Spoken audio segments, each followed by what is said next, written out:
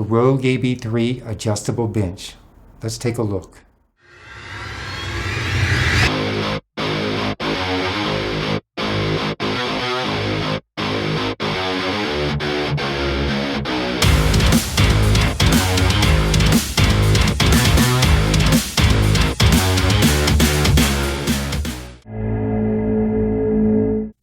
The width is 12 inches. The length of the seat is 12 inches. While the width is also 12 inches.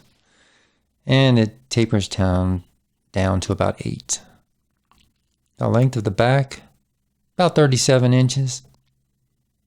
While the length of the whole bench is about 51.5. The height, about 18. I'm 6'5" and this is how I fit on it. You can lay this way with the gap under the arch of your back, or you could lay this way with the gap under your neck. Here's my girlfriend at 5'8", and this is how she fits on it. And when she lays this way, here's the fit. I'm now just gonna demonstrate using the bench with some dumbbells, showing you all the angles, one notch at a time. I'm adjusting the seat to correspond best with the back for each angle.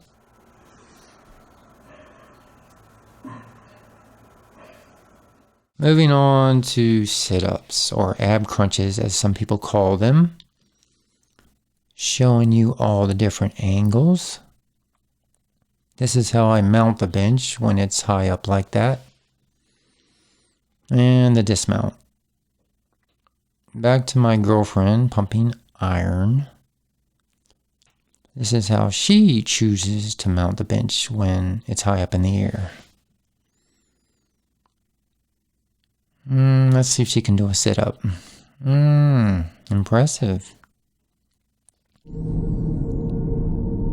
Some people complain about the gap being too large with this bench, and it is rather large at 5 inches across at the top and about 2 inches at the bottom when the bench is flat. But of course, once you start adjusting it, the gap pretty much goes away. Laying flat, the gap doesn't really bother me because I can't even feel it under the arch of my back. This thing is rock solid, built like a freaking tank. It ain't going nowhere. It is quite heavy though, way heavier than I expected. It's supposed to be about 117 pounds. Here's a shot of the underside of the back. And in case you're wondering, this curved adjustable support bar is 1/2 inch thick. It has some generous rubber feet. Not plastic, but real rubber. It's got some high quality rubber wheels as well. It has a nice handle to aid you in moving it around. Pick it up like so, and you can move it around and pretend you're vacuuming while you do so. To adjust the different angles, you just pull the pin, move it to where you want, and release it to let it catch in your desired hole. You can't get much simpler than that.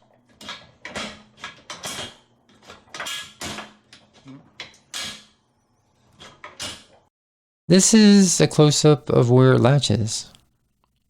Notice my curved adjustable support bar is slightly bent. About 1/4 of an inch, I'd say.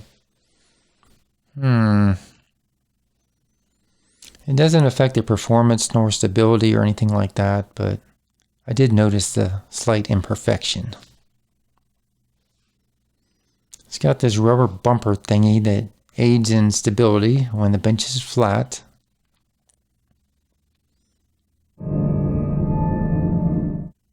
Lo and behold, it has a nice grippy leather that helps keep you in place when you're lifting.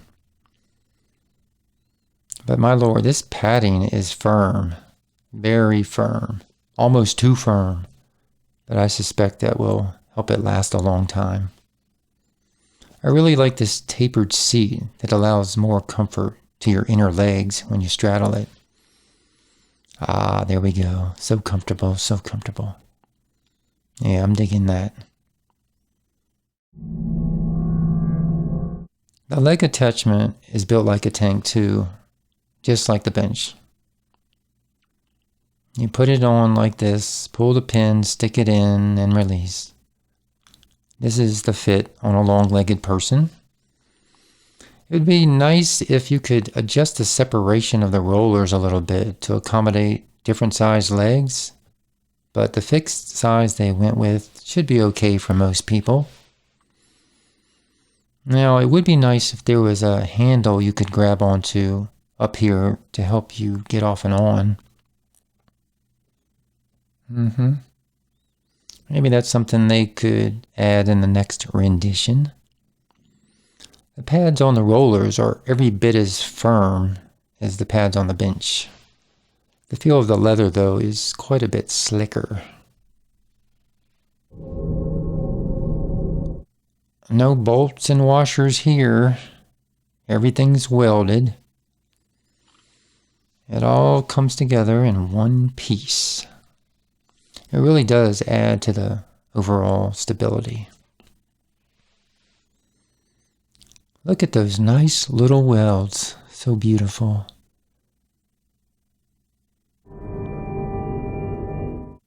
So to summarize, I really like this overall stability. Even the leg attachment is of the exact same high quality as the bench. The tapered seat, nice. Not all benches are the same width. This one is a suitable width at 12 inches. It comes already put together, surprisingly, in a box with no padding. Not that that's really necessary. Same with the leg attachment, shipped in a box all by itself.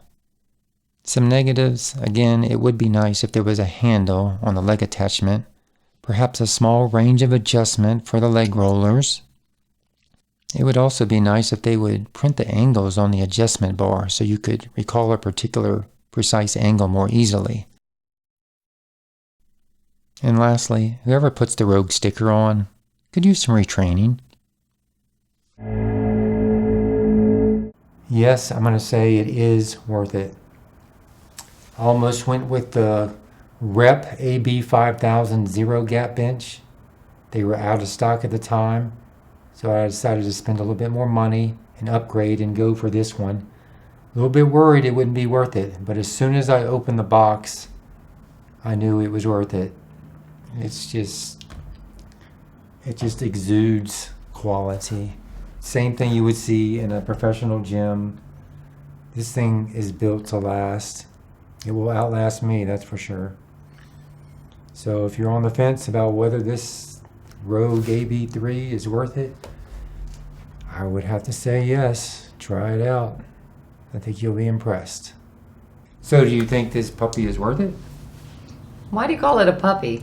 It's a Rogue AB-3 adjustable bench. Do you think the Rogue AB-3 adjustable bench is worth it? Can I get back to you on that one?